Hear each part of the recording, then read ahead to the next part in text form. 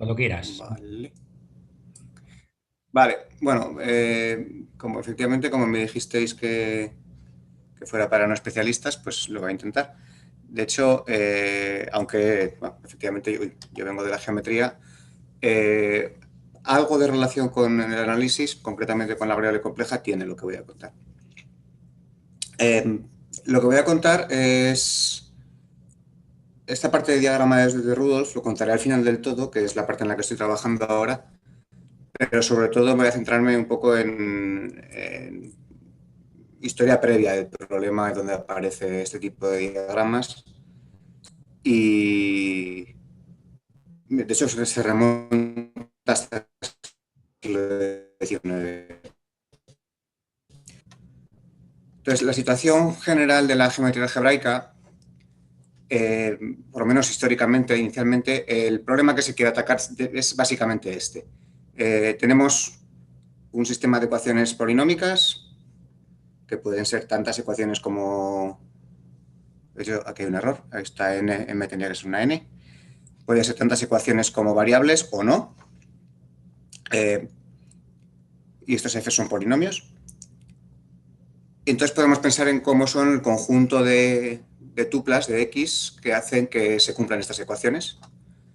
Y esas soluciones, esas posibles tuplas, forman un conjunto que se llama una variedad algebraica. O era el nombre que se les daba inicialmente. Ahora la definición de variedad algebraica se ha abstraído mucho de eso y se usa para objetos más generales, pero lo que se intenta representar es esta idea de objetos geométricos definidos por ecuaciones polinómicas. Y el problema general de la geometría algebraica es cuando tenemos una variedad algebraica de este tipo, pues por un lado tenemos los polinomios, que, bueno, si te paras a pensar, lo relevante no son los polinomios en sí, sino el ideal del anillo de polinomios que generan, porque si cambias una de esas ecuaciones por la suma de varias, por ejemplo, obtienes las mismas soluciones. Entonces, es el ideal lo que determina la variedad. Y la idea general de la geometría algebraica es, a partir de ese objeto algebraico, que es el ideal, intentar deducir las propiedades geométricas de la variedad algebraica, que es un objeto geométrico. Entonces, es un problema que en general es muy difícil. De hecho, por eso existe toda un área entera de geometría algebraica.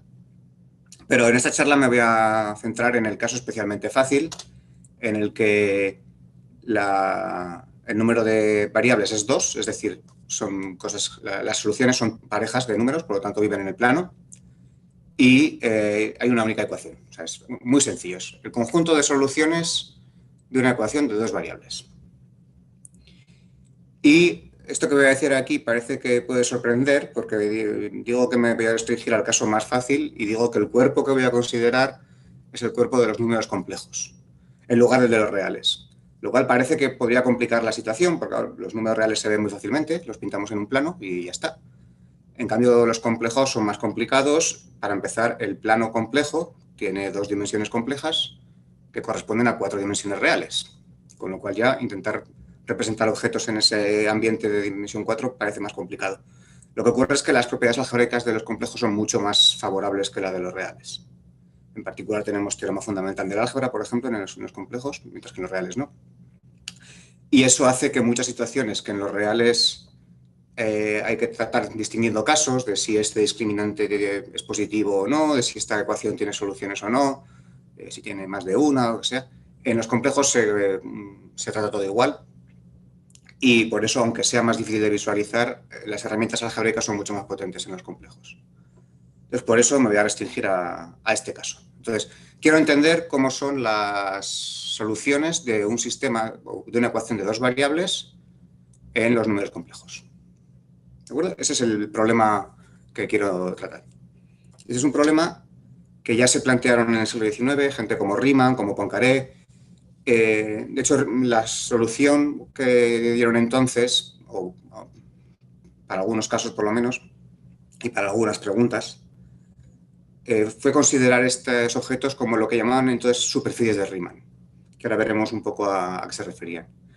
Y ya se demostró entonces que si la curva es lisa, si no tiene singularidades, el conjunto de soluciones, la variedad algebraica en sí, va a ser una superficie de un género G que viene dado por, como veis aquí, por esta fórmula que tiene que ver con el grado del polinomio.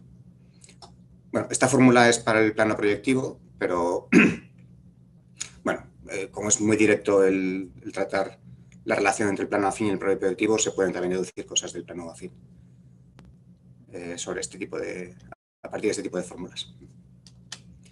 Vamos a ver un ejemplo de esta situación. La ecuación que vamos a considerar es esta de aquí, una ecuación de grado 2, sencillita, y cuadrado igual a x cuadrado menos 1. Si hacemos el dibujo en el dibujo real, o sea, solamente pensamos en las soluciones reales y lo pintamos, nos sale esta hipérbola. Y vamos a pensar qué ocurre cuando proyectamos la hipérbola, o es decir, la variedad algebraica, sobre el eje de las x. Entonces resulta que aquí, por ejemplo, en estos puntos de la derecha y de la izquierda se ve bien que sobre cada punto del eje de las x hay dos posibles i's, una positiva y otra negativa, que son las dos raíces del número que aparece cuando sustituyes aquí la x. Y aquí en este dibujo no vemos las preimágenes o los puntos que viven sobre este segmento de aquí, ¿de acuerdo? Si ponemos, por ejemplo, x igual a 0, no tenemos en el eje este de aquí ningún punto de la curva real. Pero si nos vamos a los complejos, resulta que ponemos x igual a 0, nos sale aquí menos 1 y hay dos raíces complejas de menos 1, que son y y menos y. Luego, efectivamente, aquí es donde se ve porque los complejos son mejores para algunas cosas. Si pensamos en todo el plano, en toda la recta compleja, que es un plano, realmente sobre cada punto, o sea, para cada valor de x hay dos valores de y posibles, siempre, excepto en estos puntos de aquí, donde esos dos valores serían, digamos, puntos dobles, ¿no? Cuando x igual a 1 y cuando x vale menos 1, esta expresión de aquí vale 0 y la única posible y es el 0. ¿De acuerdo? Entonces vamos a pensar cómo ya en el siglo XIX visualizaban el equivalente complejo de este dibujo de aquí. Entonces hemos visto que para cada punto del eje real hay dos puntos, excepto en dos puntos especiales, ¿no? Es decir, que de alguna manera tenemos como dos copias de la recta del eje de las x pegadas de una cierta manera. Vamos a ver cómo era ese pegado. Entonces se construye cogiendo esos dos planos, que son las dos copias, se eligen los dos puntos malos, se hace un corte entre ellos y ese corte se pega. Y aparece este dibujo de aquí que si echas la cuenta de antes te dice que esto tendría que ser una esfera y no lo parece porque estamos considerando solamente la parte afín. Si consideras la parte compleja, ocurriría que todo este borde de aquí arriba se pegaría un solo punto y el de abajo un solo punto y te formaría una esfera.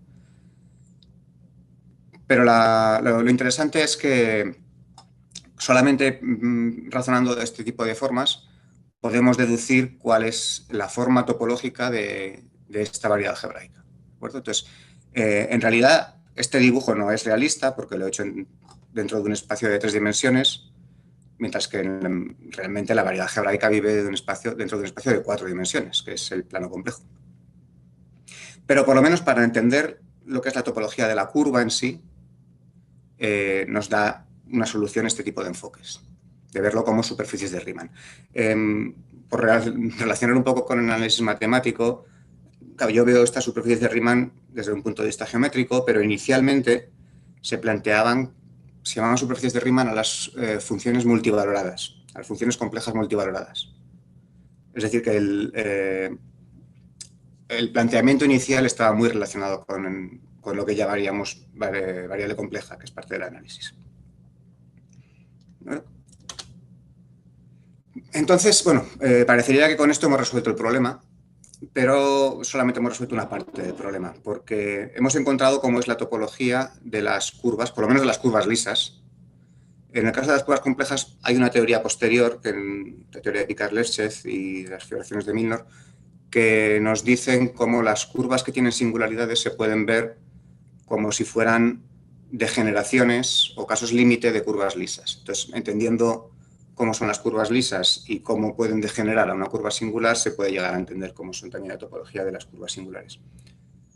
Pero como digo, eso solamente es parte de la solución del problema que buscamos, porque hemos encontrado cómo es la topología de la variedad en sí. Pero la variedad no vive sola, la variedad está dentro de un espacio-ambiente y puede estar metida dentro de ese espacio-ambiente de varias formas distintas. Es una situación análoga a la de los nudos. Si os pensáis, la curva C es un objeto de dimensión 2, es una superficie, como acabamos de ver, que vive dentro de un espacio de dimensión 4. La diferencia de dimensiones es 2. Entonces, es la misma diferencia de dimensiones que ocurre, por ejemplo, si pensamos en un nudo. Un nudo es una circunferencia, una curva cerrada, que tiene dimensión 1, metida dentro de un espacio de dimensión 3.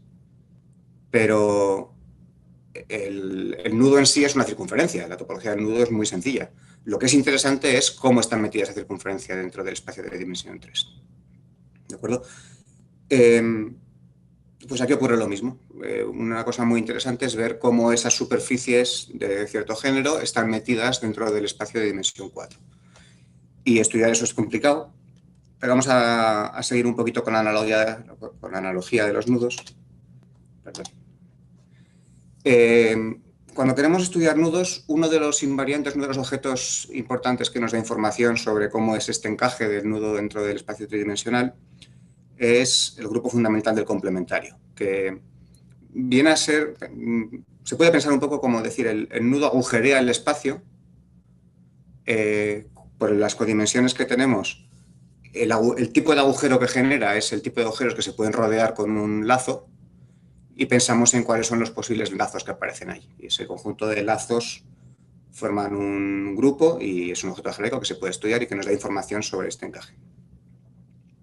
¿Vale? Entonces, pues lo mismo va a ocurrir con las curvas algebraicas.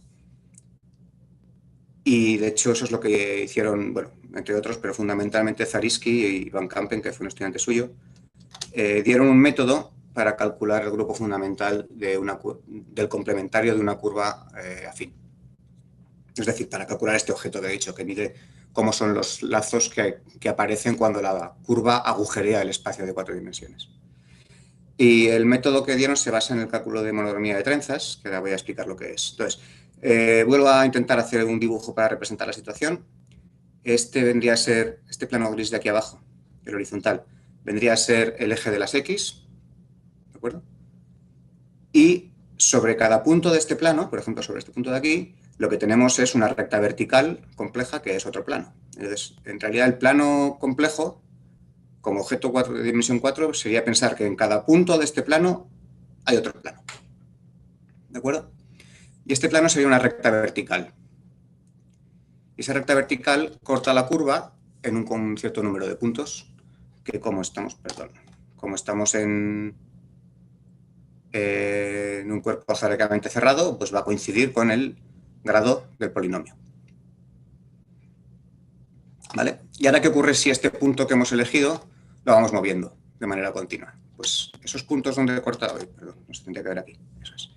Esos puntos donde corta la curva también se mueven dentro de esta recta vertical de manera continua. Y en general van a ser puntos distintos. Pero habrá situaciones donde esos puntos colapsen a uno solo. ¿De acuerdo?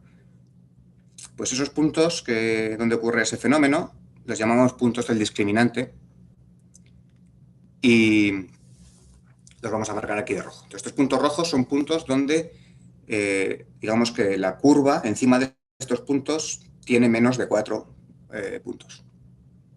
¿De acuerdo? ¿Se me va siguiendo? ¿O hay algo que queréis comentar o preguntar? Sí, yo creo que de momento bien. Sí, vale. Como he dicho antes, cualquier pregunta, cualquier cosa que no entendáis, me interrumpís. Vale. Bien, entonces una cosa interesante que ocurre aquí es, fijaos, ¿qué ocurre si este punto de aquí abajo, el punto que estamos moviendo, da una vuelta alrededor de uno de estos puntos rojos? Entonces, si recorre este tipo de caminos, los puntos de arriba se moverán. Voy a desarrollar en el intervalo del movimiento, cómo se van moviendo esos puntos, van haciendo una traza. Y al final de ese movimiento, como hemos vuelto al punto de partida, los puntos estarán en la misma posición que ya estaban al principio. Pero no necesariamente habrá ocurrido que cada punto ha ido a parar al mismo punto que empezaba. ¿De acuerdo? Por ejemplo, este de aquí, el de más abajo, ha dado una vuelta por aquí y ha vuelto a la situación en la que estaba este otro de aquí. ¿De acuerdo? Entonces, estos puntos se han ido entrecruzando y forman lo que se llama una trenza. ¿De acuerdo? No sé por qué me está yendo como muy a saltos el... A ver.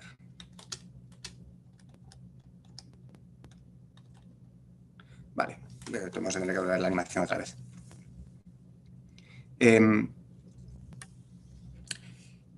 Vale, ¿y esta trenza cómo nos sirve para calcular el grupo fundamental? Fijaos en una cosa.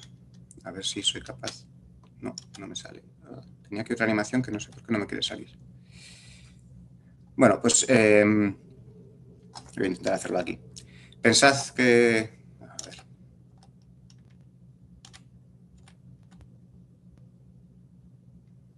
Aquí, vale. Pensad que cojo un camino dentro de esta recta vertical que rodea uno de estos puntos de aquí. ¿Vale? Ese es un camino, un lazo que vive en el complementario de la curva. ¿De acuerdo? Luego es un elemento del grupo fundamental que quiero calcular. Y puedo elegir uno de esos para cada uno de estos puntos de la recta vertical. ¿De acuerdo? Ahora bien, si hago el recorrido de toda la trenza, ese camino que yo tenía aquí se tiene que ir deformando para no chocar con ninguno de los puntos de esta trenza, porque los puntos de la trenza son puntos de la curva que son los que queremos evitar.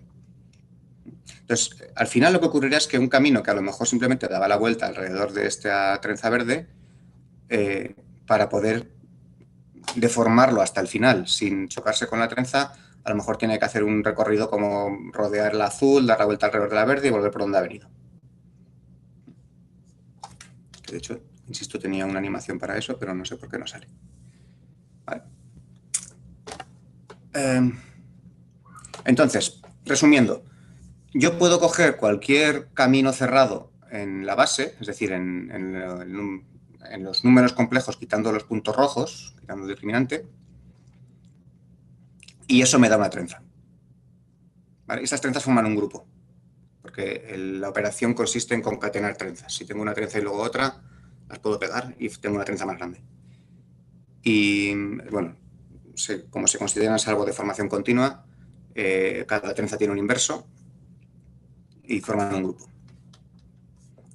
Entonces tengo un morfismo de grupos, que es lo que se llama la monomorfía de trenzas de la curva.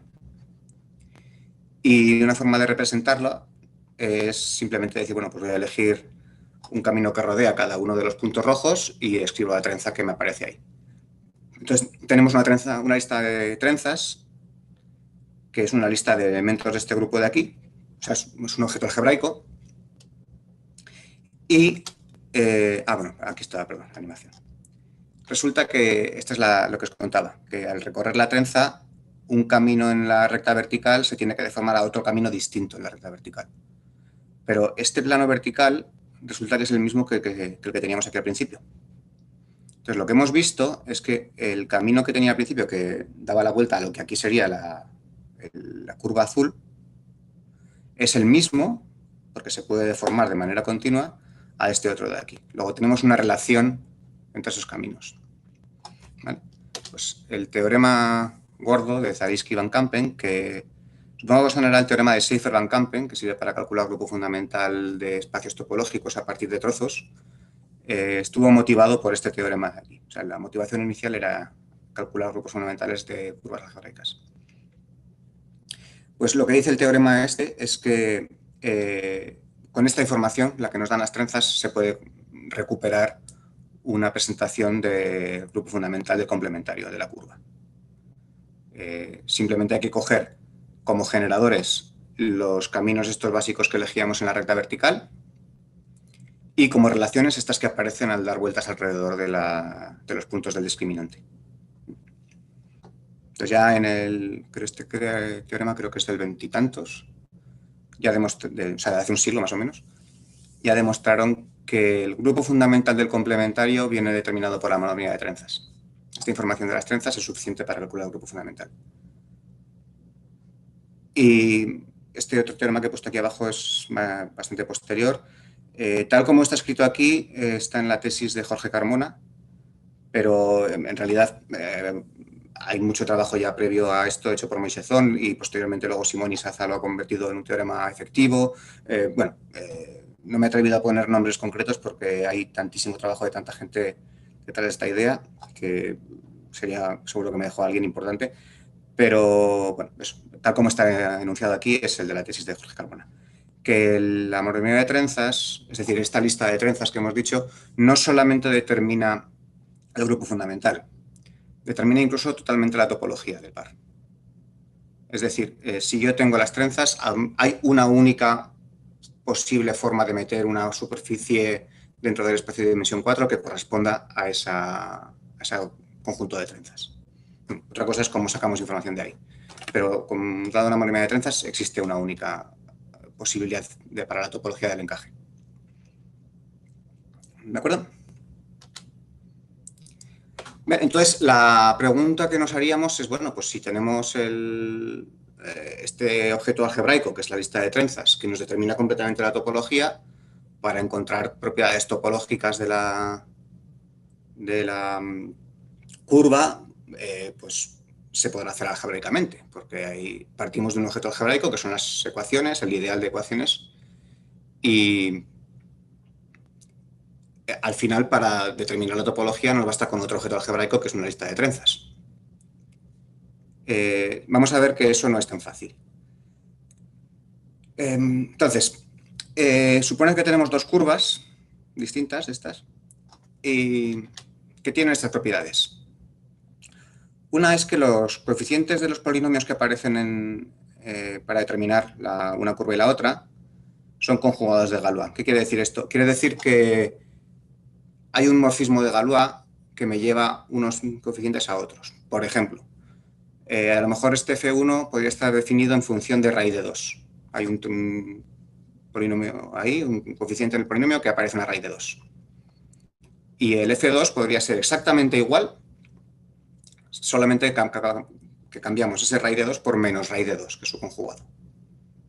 ¿De acuerdo?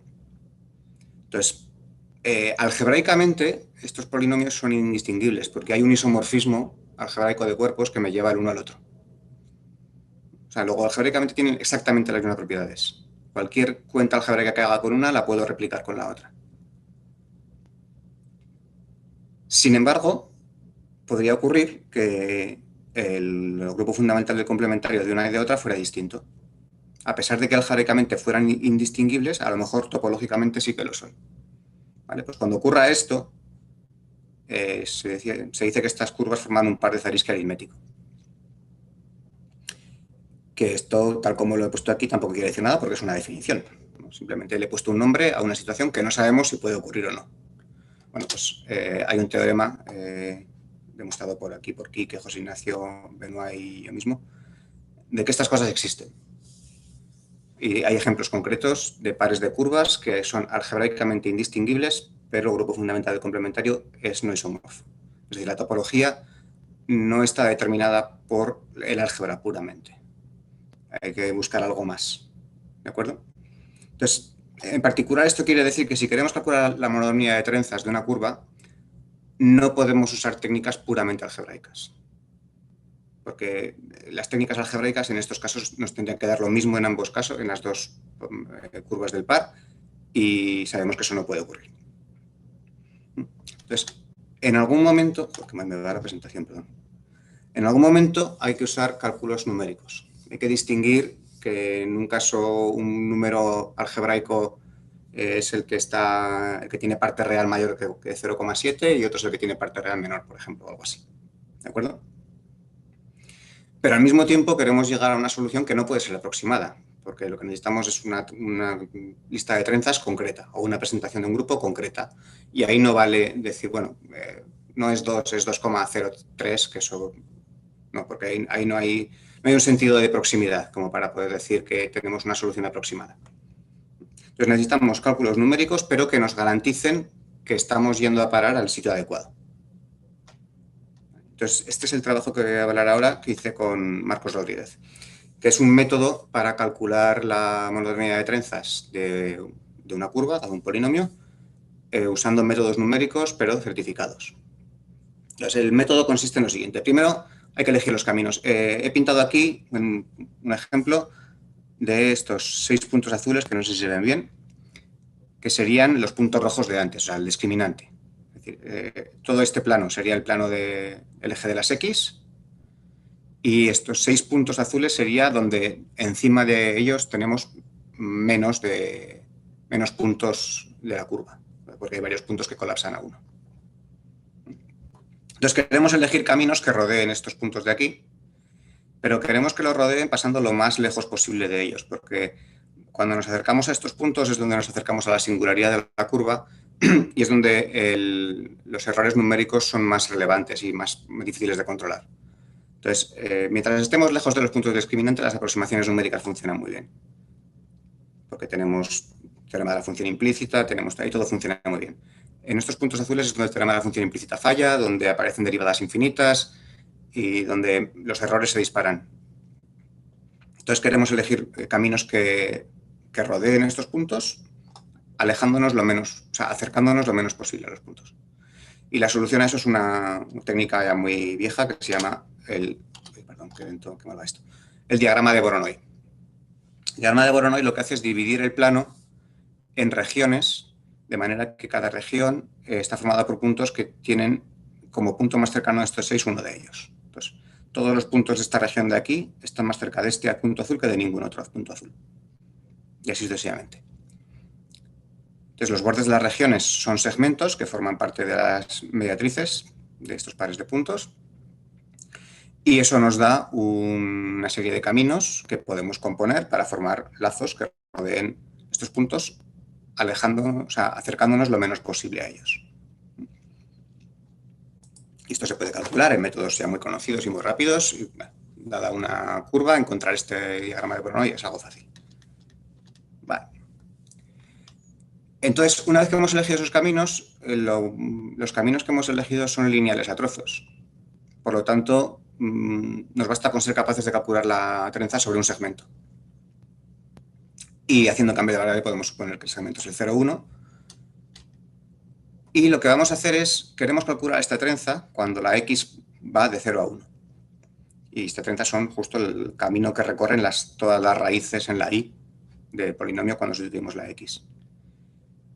Y lo que nos interesa en realidad es cómo se cruzan estos hilos. No tanto el camino exacto que hacen, sino en qué momento se cruzan y cuál pasa por delante de cuál.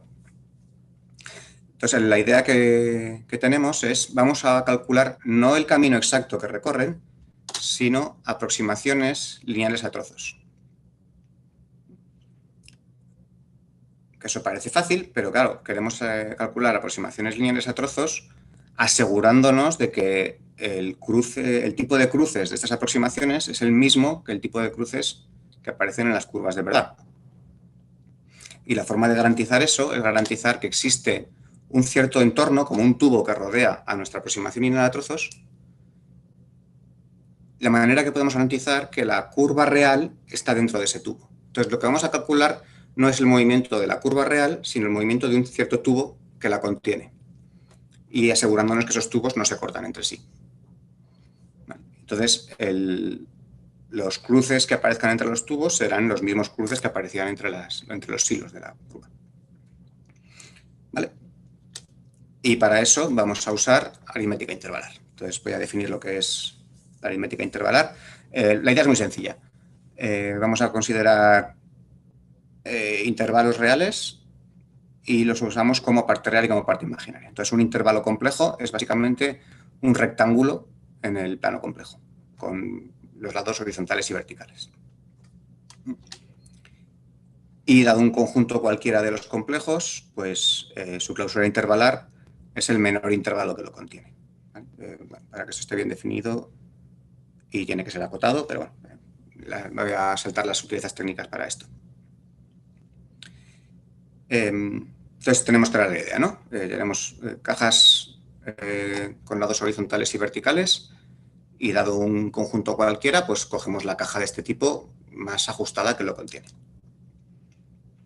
Y estas cajas resulta que se puede operar con ellas. Si tienes una caja y otra, se puede sumar, que es la suma de Minkowski, y obtienes otra caja, y se puede multiplicar.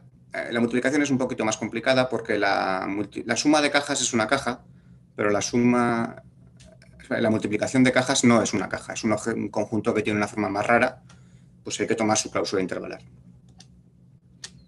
¿De acuerdo? Hay que tener cuidado porque estos objetos, con estas operaciones que he definido, no forman un anillo. ¿Vale? Hay ejemplos donde se puede ver que estas operaciones no son ni siquiera distributivas. De hecho, cuando las implementas en el ordenador en la práctica ni siquiera son asociativas o conmutativas. Pero para muchas cosas puedes trabajar como si fuera un anillo. Es decir, tú puedes sumar, puedes multiplicar. La regla de la distributividad no está garantizada que se cumpla, pero siempre puedes tomar cajas más grandes para asegurarte de que la solución que has dado contiene a la solución que sería real. Entonces, en la práctica se puede calcular con cajas y sumándolas y multiplicándolas. Y se puede usar este criterio que está basado en el método de Newton para aproximar soluciones de funciones cualesquiera, pero usando intervalos además da una garantía de que se ha encontrado una solución en un cierto intervalo. Entonces, lo que dice el teorema este es, tengo una función holomorfa de un cierto dominio en los complejos y necesito que la derivada de la función no se anule en la clausura intervalar del dominio. ¿Vale? O sea, podéis pensar que I, por ejemplo, es una caja de estas y que la función no tiene derivada nula en ningún punto de la caja. Entonces, le podemos aplicar esta variante del operador de Newton. Si os fijáis, si aquí en vez de tomar la clausura intervalar tomara f' de I0, esto sería el operador de Newton, que me va dando soluciones cada vez más cercanas a la solución real de la función. Entonces, la idea es la siguiente. Cogemos un candidato a solución aproximada, aplicamos este operador y comprobamos si el resultado de realizar esta operación cae dentro de la caja de la que he partido. Y si es así, entonces esta función tiene un 0 en el dominio I, que es único, o sea, solamente hay un 0, y además no solamente está en I, sino que está en esta otra caja, o sea, en el resultado de esta operación, que puede ser bastante más pequeño que la caja, que la I. ¿De acuerdo? O sea, mínimamente para que sea cierto, mínimo tiene que ser más pequeño, pero puede ser bastante más pequeño. No sé si se me va siguiendo. Voy a poner un ejemplo para que se entienda un poco mejor, ¿vale? Antes de pasar al ejemplo, quiero comentar que vamos a hacer cuentas de este tipo y aquí aparecen cuentas con intervalos. Entonces eso parece peor, pero tiene una ventaja y es que podemos operar con polinomios que tengan como coeficientes intervalos. Y eso quiere decir que, por ejemplo, podemos trabajar con polinomios donde no tenemos una representación exacta de los coeficientes, simplemente cogiendo un intervalo que lo contenga. Entonces, si quieres trabajar, por ejemplo, como he dicho antes, un polinomio que aparezca una raíz de 2 en uno de los coeficientes, lo que puedes hacer es coger una aproximación suficientemente buena de raíz de 2 por arriba y por abajo y decir, bueno, el coeficiente no es este número que no sé muy bien cómo representar, sino que es este intervalo que sé que contiene necesariamente al número que quiero que tenga. Voy a ver el ejemplo. Supongamos que la función que queremos, para la que queremos garantizar que existe una cierta raíz en un cierto intervalo, es esta de aquí, ¿vale? Y este intervalo de aquí está jugando el papel de ser un coeficiente de este polinomio. Es decir, lo que voy a decir va a ser cierto para cualquier polinomio donde el coeficiente que pongamos aquí esté en este intervalo. Y como candidato a solución aproximada voy a coger el 1, que es el centro del intervalo, y como dominio, donde quiero comprobar si existe la solución real o no, es este intervalo de aquí, que es más grande de aquí. ¿Vale? Es decir, quiero demostrar que este polinomio, es decir, cualquier polinomio de esta familia, tiene una única raíz en este intervalo. Cuando x0 vale 0. Cuando x vale 0. Entonces, bueno, pues hacemos la operación, ponemos x igual a 0, aplicamos el operador y nos sale un intervalo que es más pequeño que este de aquí. Por lo tanto, podemos garantizar que existe una única raíz de este polinomio en el intervalo 0,5, 1,5 y además esa raíz está en este intervalo de aquí, que es más pequeñito. ¿Vale? Bueno, y ahora lo hemos hecho para un cierto valor fijo de x, pero no hay ninguna razón para la que no podamos poner como valor de x un intervalo. Entonces vamos a ver que repitiendo las cuentas, ¿vale? Vuelve a salir, ahora sale un intervalo más grande, pero sigue estando dentro del intervalo de partida. Por lo tanto, para cualquier polinomio donde pongamos un coeficiente que esté en este intervalo aquí y en lugar de la x pongamos un número que esté entre estos dos, va a haber una i en este intervalo que es una solución a ese polinomio. Y además, dentro del intervalo 0,5, 1,5 no habrá ninguna otra. ¿Y esto para qué nos sirve? Vamos a intentar seguir la traza de uno de estos puntos que veíamos antes en la trenza, ¿no? Entonces, el enfoque va a ser el siguiente. Empezamos con una aproximación de ese punto cuando x vale 0. Recordad que queremos ver lo que pasa cuando x varía de 0 a 1.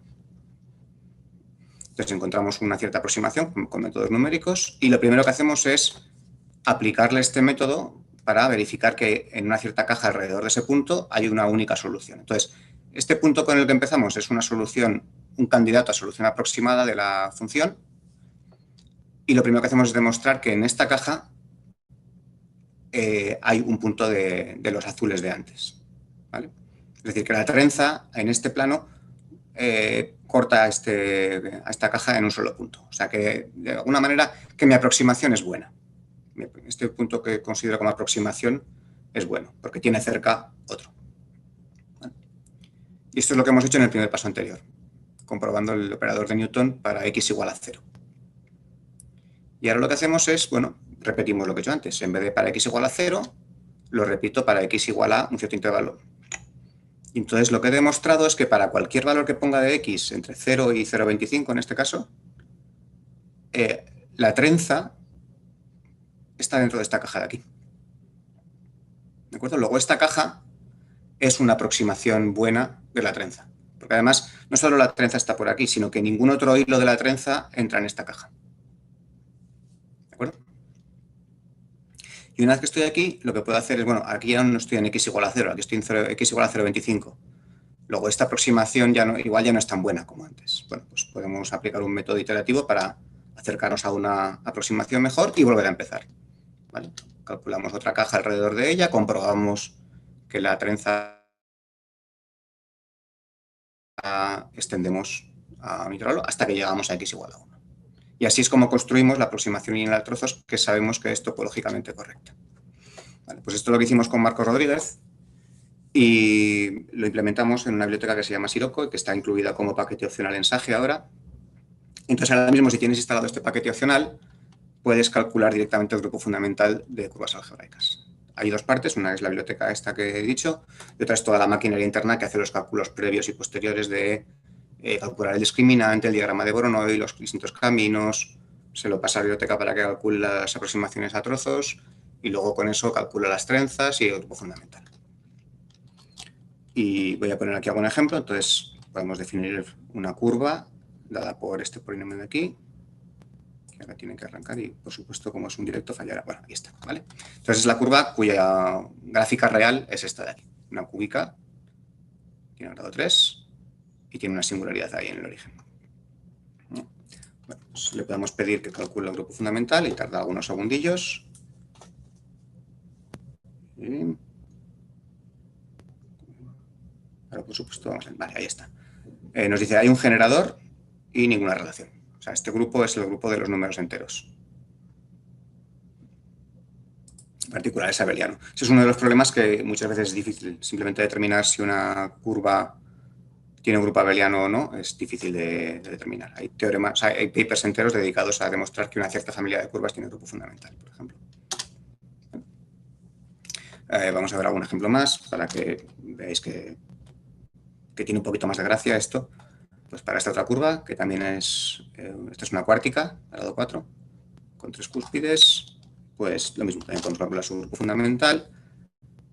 Y ahora mismo está calculando todas estas trenzas y calculando las relaciones que aparecen. Y nos aparece esta representación que es un poco horrorosa, pero nos dice, bueno, el grupo está generado por 3 elementos y las relaciones que hay que considerar son estas de aquí. Que no se ve muy bien y si no sois especialistas en trenzas no os daréis cuenta, pero son relaciones del grupo de trenzas. Entonces, este grupo es el grupo cíclico de trenzas, de 4 hilos. Vale. Bueno. Vale, hasta aquí he hablado de cómo es la topología de curvas algebraicas, cómo se puede calcular, el grupo fundamental, etcétera, pero no hablo para nada de diagramas de Rudolph, que es el título de la charla. Entonces ahora voy a hablar de lo que es el título de la charla propiamente dicha. Voy a volver a la situación inicial. Recordad que teníamos una curva de este tipo y para calcular la topología de la curva lo que hacíamos era un corte entre los puntos del discriminante. Y ahí hacíamos el corte, pegábamos las dos láminas, etc. Bueno, ¿dónde hacemos este corte? Es la pregunta, en general. Bueno, pues fijaos, en este caso se puede ver que donde hemos hecho el corte es donde estos puntos que se movían en la vertical cuando movemos en la horizontal pasan por delante de uno de otro. Es decir, es donde se producen los cruces de las trenzas. Entonces, ese es el sitio donde tenemos que cortar. Y eso es lo que se llama el diagrama de Rudolph de la curva. Es decir, son todos los x, los valores x, donde hay dos puntos en la vertical que están uno enfrente del otro, uno delante del otro.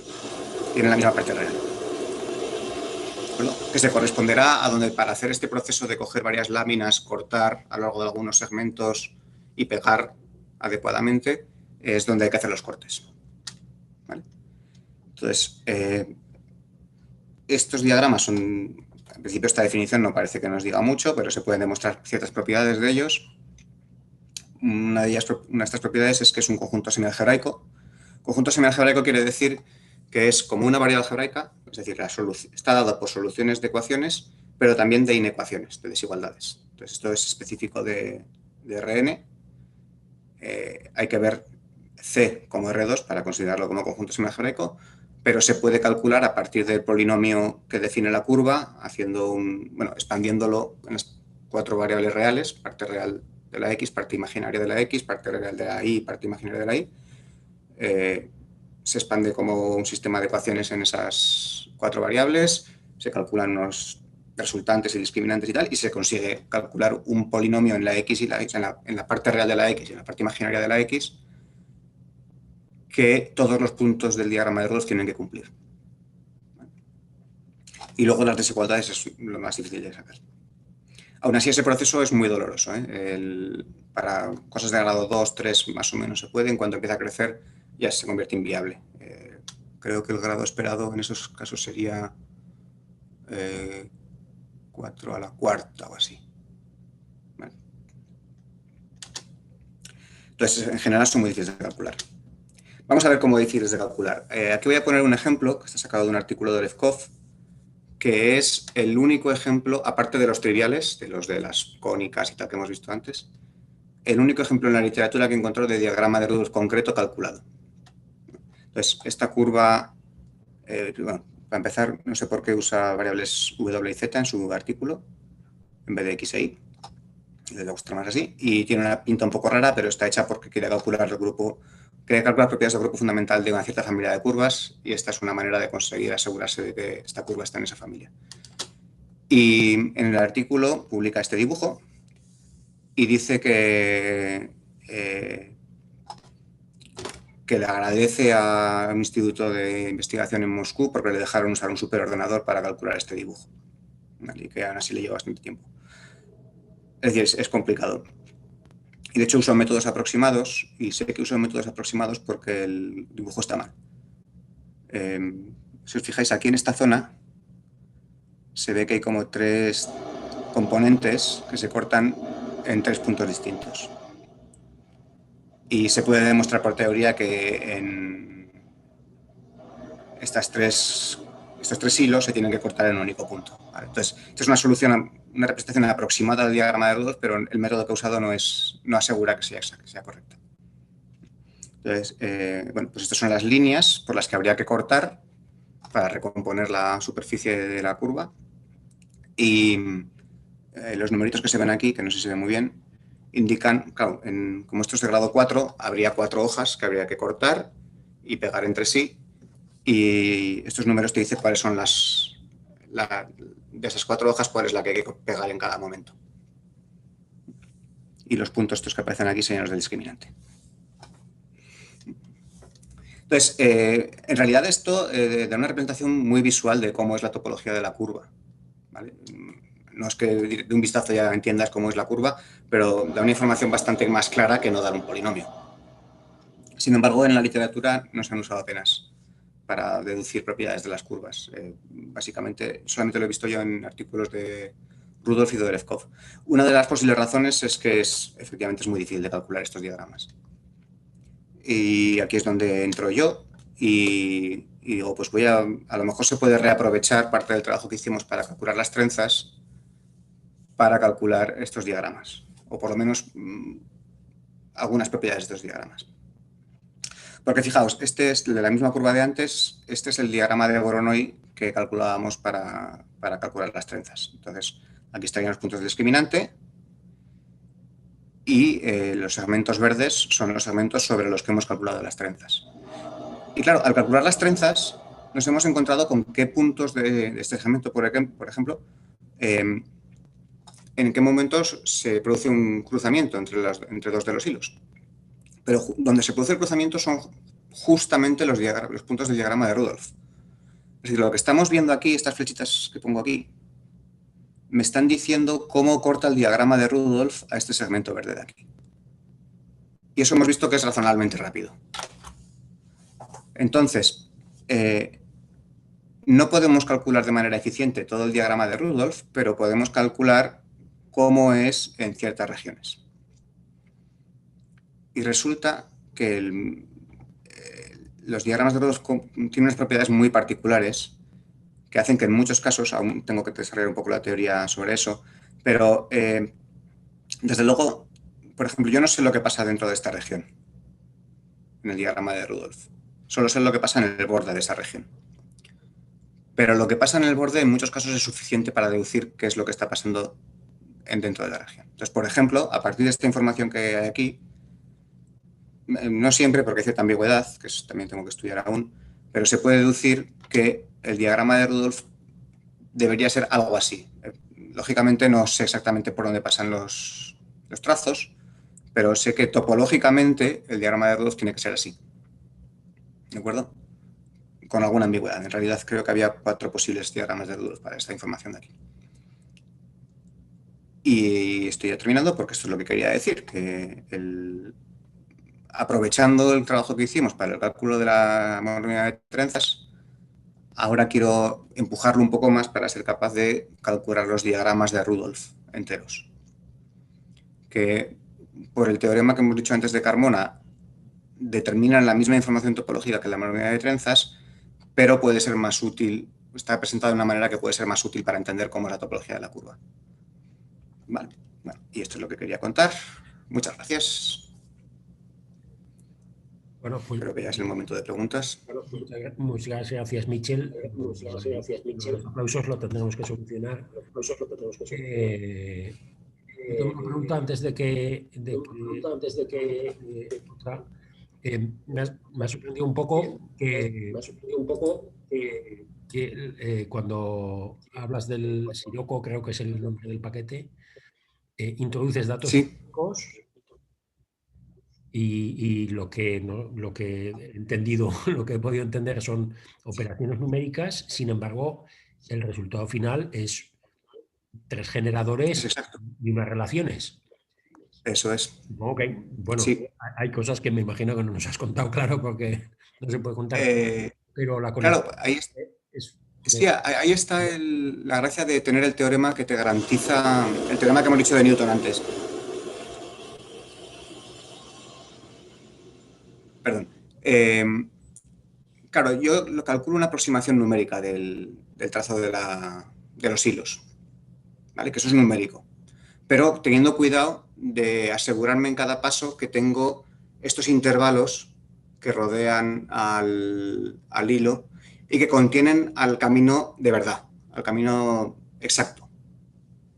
¿De acuerdo? Entonces, lo que tengo, lo que calculo con Sirocco es una aproximación lineal a trozos del camino que recorren los puntos, pero con la garantía de que hay un tubo alrededor de esa aproximación que contiene el camino real.